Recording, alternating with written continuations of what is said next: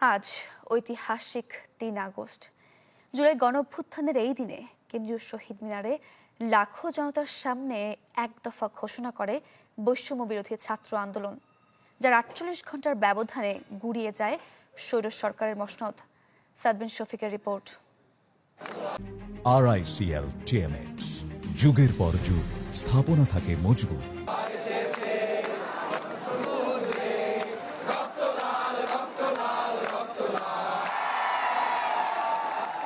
স্মৃতির মিনার সেদিন ঝলসে উঠেছিল দ্রোহের আগুনে। মিনার চত্বরের সীমানা ছাড়িয়ে লাখো কণ্ঠে ক্ষুব্ধ উচ্চারণ ছড়িয়ে পড়েছিল দেশের প্রতিটি প্রান্তে। ২৪-এর কোটা বৈষম্য বিরোধী আন্দোলন দমাতে গিয়ে নির্বিচার হত্যাযজ্ঞের পর ঘটনা পরম্পরা যে সরকার পতনের পথে এগুচ্ছে তাই স্পষ্ট হয়ে ওঠে জুলাইয়ের শেষ সপ্তাহে। শিক্ষার্থী থেকে পেশাজীবী, শিল্পী থেকে বুদ্ধিজীবী, সব শ্রেণী পেশার মানুষ বজ্রকণ্ঠে চূড়ান্ত বার্তা দিয়েছিল নড়বড়ে মসনদে থাকা শেখ হাসিনাকে।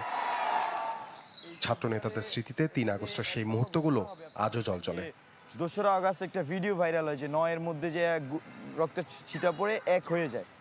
তো এটা খুবই ক্লিয়ার ছিল যে ৩ তারিখে এক দফা ঘোষণা হচ্ছে এবং আমরা এটা নিয়ে আমাদের মেন্টাল প্রিপারেশন ছিল এবং স্টেক হোল্ডারগুলোর সাথে আমাদের ওই কমিউনিকেশন ছিল এবং ৩ তারিখে মূলত জনগণের মধ্যে এসে জনগণের ভাষাটাকে নাহিদ ইসলাম কালেকটিভলি তিনি প্রকাশ করেন এবং এটা ছিল একটা গুজবাম।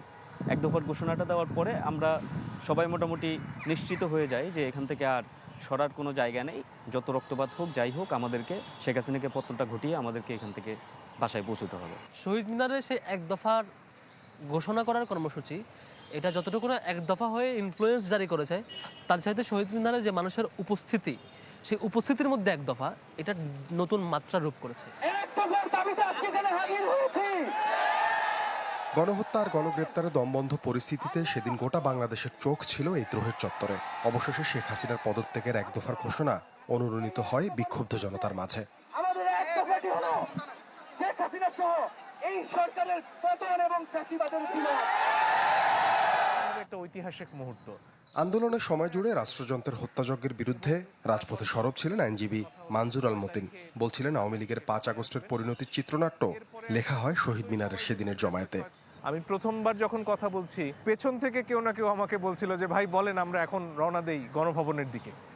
ফলে ৫ তারিখের একটা আবহ কিন্তু ৩ তারিখেই তৈরি হয়ে গিয়েছিল এবং সেখানে আসলে যে ৯ দফা এগুলো শেখ হাসিনার সরকার বাস্তবায়ন করবে ওই অবস্থাটা আর ছিল না এবং মানুষের মধ্যে ওই উত্তেজনাটা চলে এসেছিল। যে কোনো গণ অভ্যুত্থানের ইতিহাসে তার বিশেষ বিশেষ কিছু মুহূর্ত তৈরি হয়, বিস্ফোরক মুহূর্ত তৈরি হয় এবং ওই বিস্ফোরক মুহূর্তের সমষ্টি ছাড়া আপনার গণ অভ্যুত্থান সফল হয় না। এই যে মুহূর্তের কথা বলছেন ওর সিগনিফিকেন্স তো অবশ্যই আছে। এটা তো আন্দোলনকে ত্বরান্বিত করেছে, শেখ হাসিনাকে শেখ হাসিনা পলায়ন করেছে তার কারণে।